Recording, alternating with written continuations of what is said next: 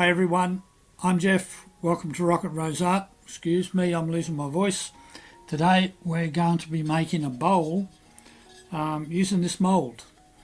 And while it looks a bit like a soup bowl, it does make a nice display bowl. And we're going to be using this pattern. Different colour, but the same pattern. First thing I have to do is say thank you very much for taking the time to put those amazing comments in. Hope I can live up to some of it, and it's great to actually put a face to some people. I think it's quite amazing. Not so long ago, thinking we would have had a global community like we have now was, I think, unbelievable. I was actually in the industry for 25 years developing software. Started as an old games developer back when the Commodore 64s were around, and never in my wildest dreams did I believe we'd have the community we have today. Anyway, let's get on with this bowl. Before I get into materials and all of that, I just want to show you the pattern close up and talk a little bit about the mould here. The reason I like this mould is because of this wide lip around here.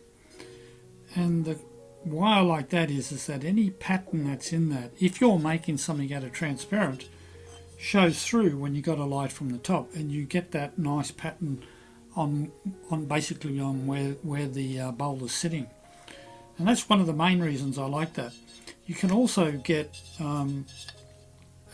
stands that fit this, that make it very presentable as a display piece. And this doesn't have a flat bottom. If it had a flat bottom, that would look a little strange, but because it doesn't have a flat bottom, it looks nice on a stand. Now we'll have a bit closer look at this pattern. So this is the pattern that we're going to be making today. We are going to make it in a light plum colour rather than the colour that you see here. But this will give you an idea of the light that you get underneath it, especially if it's lit from the top. Now, I'll just show you that a little closer, make sure I keep it in camera. Basically, it's pretty straightforward. We're going to use a clear back with a light plum on top, and these are just made out of scrap, so it's just a bit of scrap black, bit of scrap white on the top in a fairly random pattern. Now to look at it on top, I don't know, maybe it looks a little bit like a spotted leopard or something like that, but on the back you just see the black, which also gives, to me anyway, a nice pattern. So that gives you an idea why I've chosen that bowl and that pattern, and now we'll get on with the materials. These are the materials we're going to be using today. What I've got here is actually 4mm clear on the bottom and 2mm light plum on the top. We'll also need some scrap black and scrap white. Just remember, all of this is Bullseye 90 COE, and the firing schedules that I give you will need to be adjusted to suit your kiln and whatever COE glass you're using. The other thing we're going to be needing is that mould that I've shown you before. To cut out our glass into circles, you could just score and snap it, but I'll be cutting this on the ring saw today, and you may have seen me do that in another video. To prepare the glass to cut it on the ring saw, I've centered the glass here. I'll attach this little piece of double-sided tape, and then on top of that I'll put the guide for the ring saw. So I'll just do that now. I'll just take this off and position that so the corners of it, of the little piece of double-sided tape, match the lines. Get my arm out of the way, which is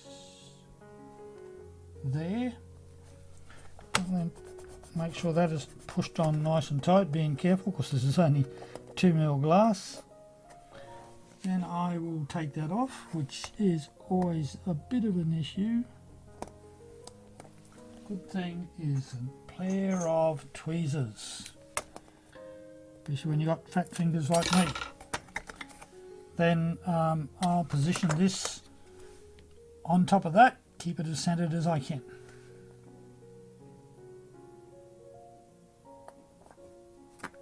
That looks pretty good. So that's in place now for going on over onto the ring saw.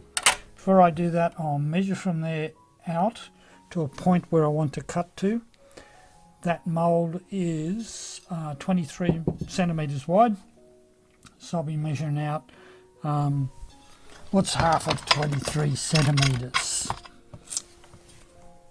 Just make sure that is 23 centimeters. Okay, so I'll be measuring out 11.5 centimeters.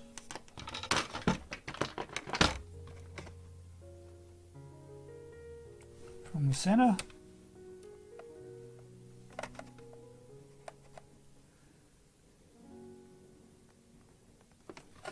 That gives me my cutting point.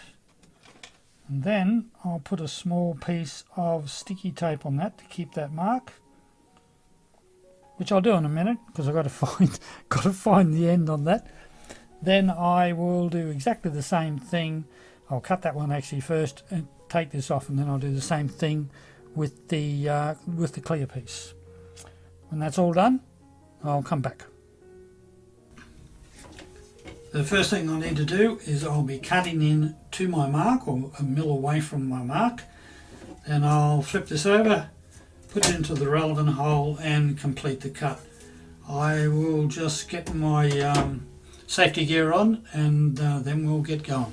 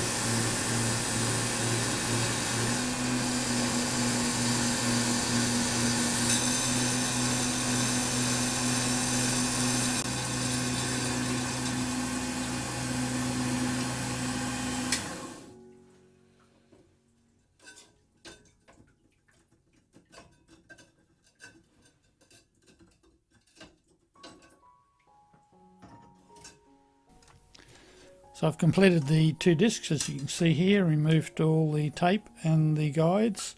Now I just have to go through and cut up all the black and white scrap.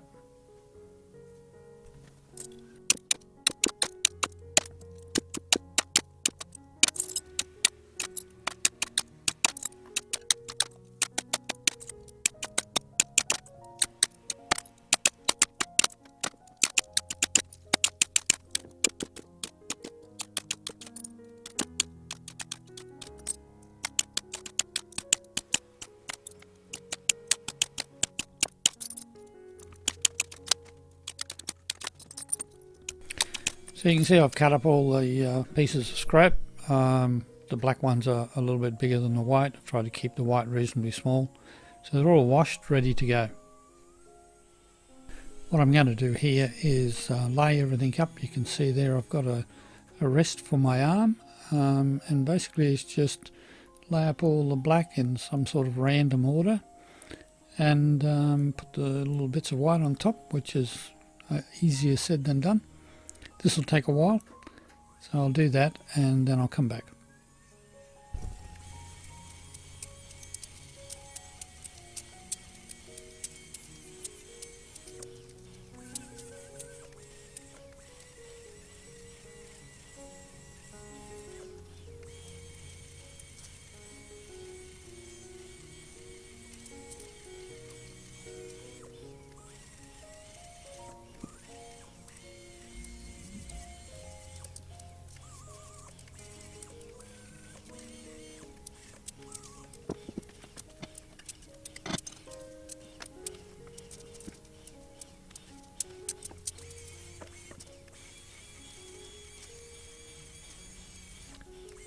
So we're all done and ready to go in the kiln.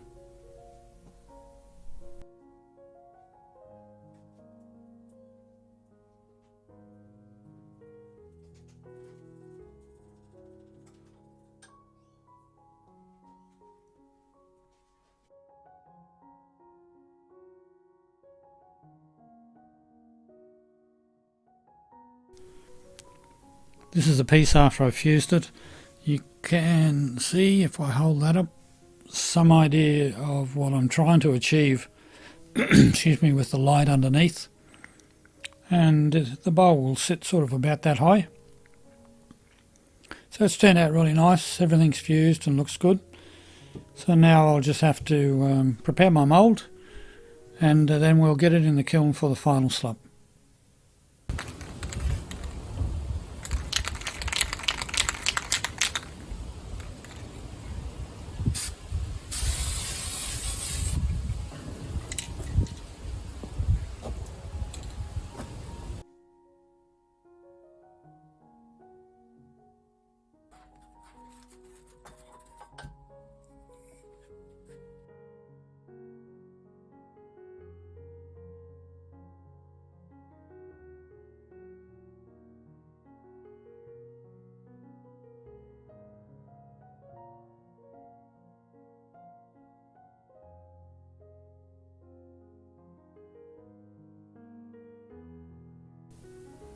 Well, tell me what you think in the comments. I'd love to know. Any questions, put them in the comments as well.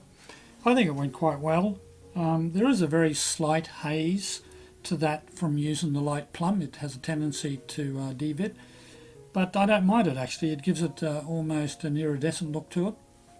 But if that was a problem, I could have lightly sandblasted that and then fire polished it before slumping it in the mould. So the next thing I need to worry about is the stand. I don't have one for this at the moment, so I've got to make one. I am probably going to make one similar to that. That's obviously too big, so I'll be making one similar to that. I might actually make it in a sort of a matching colour, not too sure what yet, and I think that may be actually my next video for you. So I hope you enjoyed all that and it was of some help. I had fun making it, even if it was a little tedious with all those little bits of glass.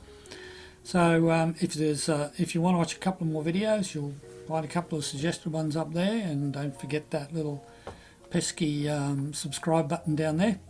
And until the next time, I'll say bye for now.